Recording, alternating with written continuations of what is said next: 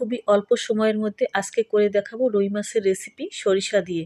Hello everyone, আসসালামু আলাইকুম। তো চলো বন্ধুরা, রান্নাটা শুরু করে দিই। তো প্রথমে আমি যেটা দিয়েছি, পেঁয়াজ, রসুন, আদা বাটা, হলুদের গুঁড়া, মরিচের গুঁড়া, ধনিয়া ও জিরার গুঁড়াটা দিয়ে খুব ভালো করে মশলাটাকে কিন্তু কষিয়ে, দেখতেই পাচ্ছ একেবারে ঠান্ডা করে নিয়েছি মশলাটা। এখন মাছটাকে খুব ভালো করে ধুয়ে তারপরে কিন্তু আমি একে একে এখানে বসিয়ে দিব। আমি কিন্তু এর আগে দেখিয়েছিলাম হাতে মেখে রান্না করেছি, সেটাও অনেক ভালো লেগেছে। বাট এটাও রান্না করব, এই পদ্ধতিতেও তোমরা রান্না করতে পারো, এটাও খেতে অসাধারণ লাগবে। এবং সরিষা দিয়ে দেবো পরে। মাছগুলো সব দিয়ে আমি একে একে কিন্তু উলটপালট করে দেব। এরপর কিন্তু আমি টমেটোটা দিয়ে দিয়েছি, কারণ টমেটোটা দিলে কিন্তু খাবারের স্বাদ দ্বিগুণ বেড়ে যাবে। আর আমার কাছে ছিল কাঁচা পাকা টমেটো, সেটাও কিন্তু দিয়ে দিয়েছি। এই রেসিপিটা রান্না করার সময় তোমরা অবশ্যই খেয়াল করবে মশলা যেন ঠান্ডা থাকে, কারণ গরম অবস্থায় নাড়াচাড়া করলে কিন্তু দেখা যায় মাছের একটু গরম ভাব আসলে চামড়া ছুলে যেতে পারে।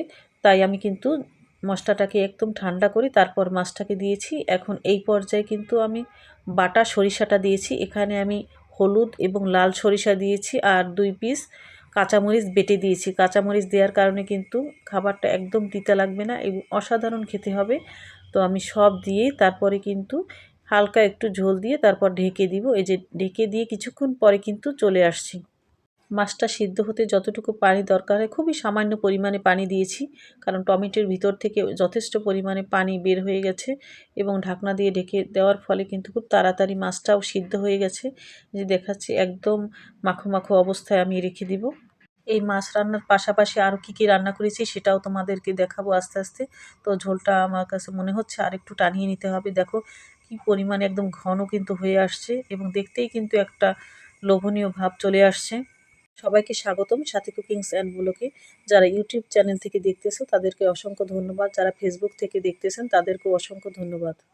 আমরা সবাই চেষ্টা করব যারা স্টার সেন্টার তাদের সাথে সুসম্পর্ক বজায় রাখতে, এবং স্টার সেন্টারের পরেই যারা আসে সেটা হলো টপ ফ্যান। যারা আমাদের টপ ফ্যান তাদের বাসায় অবশ্যই আমি তো আমার পোস্টে যারা কমেন্ট করে আগে দেখি যে কারা আমার টপ ফ্যান, তাদের বাসায় কিন্তু আগে ছুটে যায়। তারপরে যারা এমনি কমেন্ট করতে আসে তাদের বাসায়ও কিন্তু চলে যায়। তো এরপরে রান্না করেছি কিন্তু ডাল দিয়ে পালং শাক। ডালটা হালকা সিদ্ধ হবার পরে কিন্তু আমি পালং শাকটা দিয়ে দিয়েছি। আর এই পর্যায়ে কিন্তু পানি দেওয়া যাবে না। আর শুকনো মরিচ দিয়ে বাগারটাও দিয়ে দিয়েছি একদম লাস্ট পর্যায়ে তোমাদেরকে দেখাচ্ছি, কারণ কারেন্ট ছিল না, যার কারণে আমি ভিডিওটাও করতে পারিনি, তাই দেখাচ্ছি।